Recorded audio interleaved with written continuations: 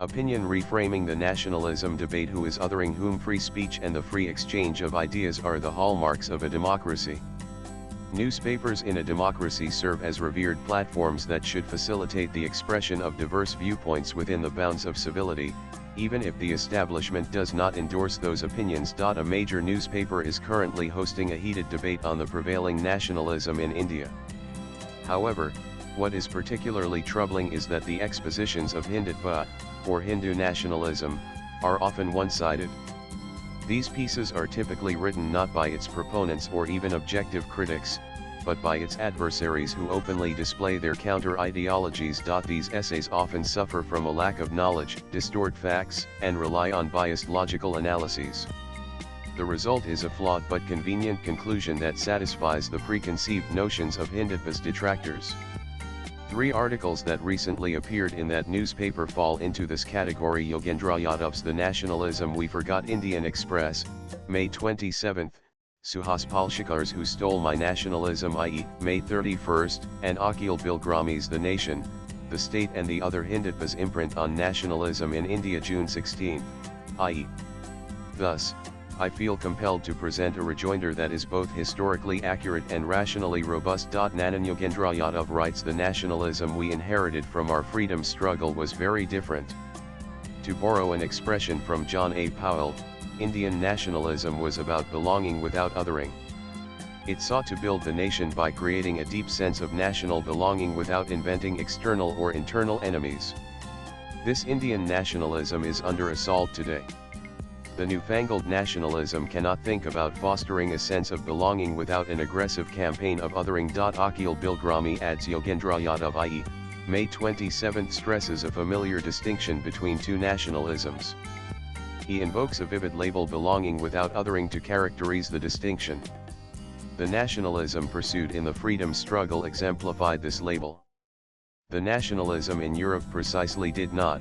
Neither does the nationalism in currency in India today. This inference about othering in the context of current nationalism is not only conceptually dishonest but also historically inaccurate. Othering as a phenomenon did not originate with the advent of Hindutva, nor was it, as these writers claim, the core strategy guiding the rise of Hindu nationalism.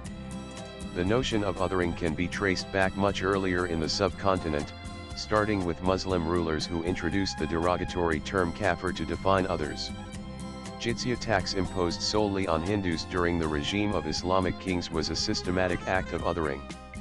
Moreover, the othering of Hindus was a state-sanctioned policy endorsed by Muslim clerics and scholars, making it a systemic policy. When the Mughal Emperor Akbar tried to introduce a more syncretic culture, he was hounded by Muslim clerics, and the ideology of othering resurfaced with a vengeance.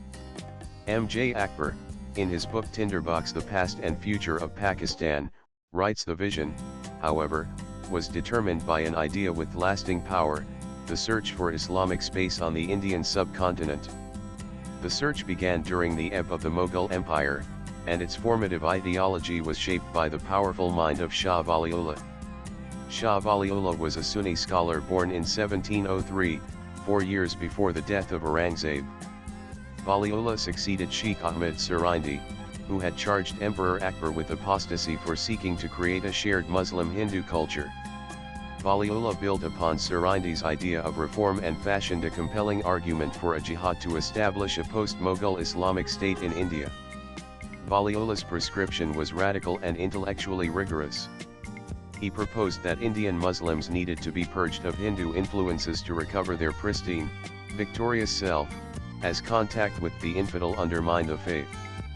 This was essential for a true jihad against the rising Hindu powers, which had usurped space from the Mughals, Marathas, and Jats. M.J. Akbar further explains that Shah Waliullah elaborated on achieving this end. Faith had to be pure, and separation was the antidote to pollution. This is what might be called the theory of distance. The difference between believer and infidel had been blurred in India and could be corrected only through forms of alienation. He told Muslims to live at such a distance from Hindus that they would not be able to see the light of fires in Hindu homes. Inherent to this jihad to re-establish Muslim hegemony in India was the notion that Muslims were a superior people, separate from the local natives. The theory of distance dictated maintaining a safe distance to prevent pollution. Othering was and remains the sine qua non of Muslim presence in the subcontinent. The ghettoization of the Muslim community seen today cannot be blamed on the so-called othering by the Hindu majority. It is the direct outcome of this theory of distance, a script for insular exclusivity. The establishment of Pakistan was the direct result of the crystallization of Shah Waliullah's ideas or the theory of distance. This idea of separateness, or the quest for Muslim space in the subcontinent, did not fade with Shah Waliullah's death in 1762. It persisted in the writings of Muslim scholars and clerics. In the 1800s, Syed Ahmad bin Syed Muhammad Mutakai 1817-1898, commonly known as Sir Syed and the founder of Aligarh Muslim University, picked up the baton. Building on Shah Waliullah's theory of distance, Sir Syed was one of the first to invoke the two-nation theory. He consistently referred to Muslims as a nation. In his famous speech at Meerut in 1888, he stated, "Now, suppose that all English and the whole English army were to leave India, taking with them all their cannon and their splendid weapons and everything, then who would be the rulers of India? Is it possible that under these circumstances two nations, the Mohammedans and the Hindus, could sit on the same throne and remain equal in power? Most certainly not. It is necessary that one of them should conquer the other." M.J. Akbar describes how Sir Syed laid the foundation for the establishment of the Muslim League and eventually Pakistan. In October 1906, a group of Aligarh alumni initiated a chain of events that culminated in the creation of Pakistan when they helped draft a charter of demands to the Viceroy that asked for separate electorates for Muslims, dividing politics along communal lines. In December that year, the annual education conference established by Sir Syed reconstituted itself as a political party, the All India Muslim League.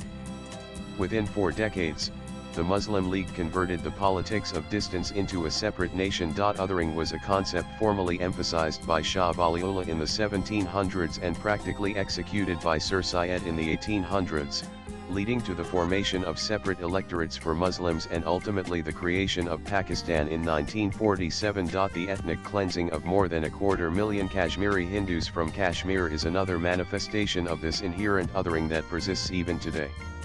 This othering is systemic and strategic, unlike the isolated, knee-jerk reactions of Hindu outbursts or cow vigilantism. It is also important to note the timeline of these events. By the time V.D. Savarkar propounded his theory of Hindutva in 1923, Hindus had already been othered into a community with fewer electoral rights than Muslims in 1906, and the two-nation theory had been floated by Sir Syed in 1888. Despite the uproar regarding the othering of Muslims under the BJP, an objective perspective does not lend credibility to these accusations. Unlike Pakistan and Bangladesh, where non-Muslims are systematically othered and constitutionally relegated to second-class status, the Indian constitution under the BJP still ensures equal rights to all citizens. Courts are not swayed by religion in their verdicts. Computerized entrance exams to colleges make discrimination along religious lines almost impossible, and an analysis of UPSC results in recent years shows an increasing number of Muslims making the grade. Yogendra Yadav's and Akhil Bilgrami's views of the so-called othering stem from a narrow, selective, and self-serving snapshot of events in the subcontinent.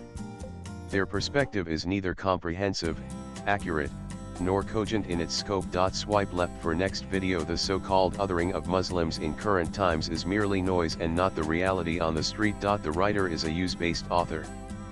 Views expressed in the above piece are personal and solely that of the author. They do not necessarily reflect News 18's views. Latest blogs.